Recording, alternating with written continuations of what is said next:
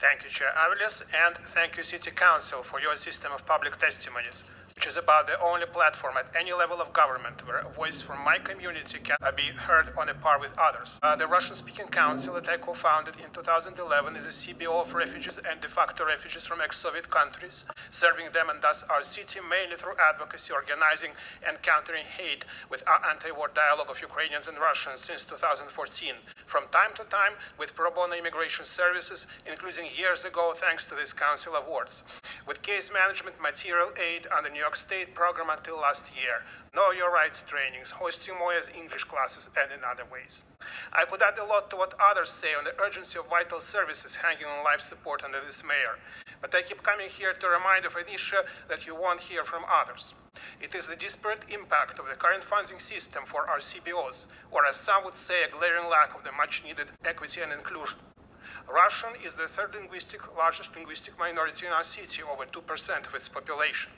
Ukrainian speakers have also grown in numbers. Just in the past 3 years, tens of thousands of Ukrainians and Russians fled here from military invasion, or from reprisals for protesting it, or from mobilization into the invading army. Yet unlike smaller and equally deserving diasporas, you will barely find a 5K for their CBOs in Schedule C year after year, and never an award that would cover a lawyer's or any staff salary. And it's just the same with private foundations, except you don't have public hearings. This keeps our hardworking CBOs without regular staff, which in turn is used to deny funding due to low capacity. And this leads to further discrimination, as I keep hearing even today from messages from my contacts still living in the Roosevelt Hotel.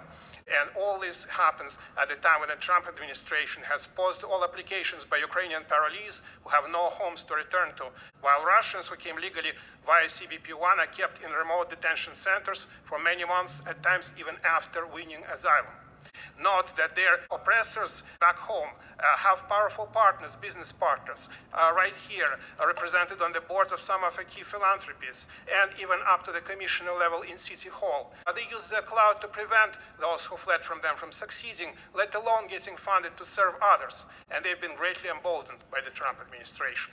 I call upon those in our council who want to have strategic allies in defending our democracy and the rule of law to support refugees and de facto refugees from our countries by funding more targeted legal services. And I also urge you, and through you, Speaker Adams, to go further and consider a special response initiative for refugees and exiles from dictatorships from Venezuela to Russia and all those in between, aiming to provide them with a community home and a public platform as a counterweight to their oppressors who are busy corrupting our system.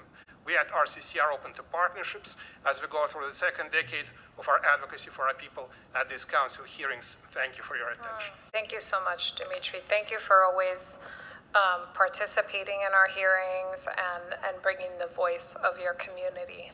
And we have a lot of work to do to make sure that there is equitable support across the many, many communities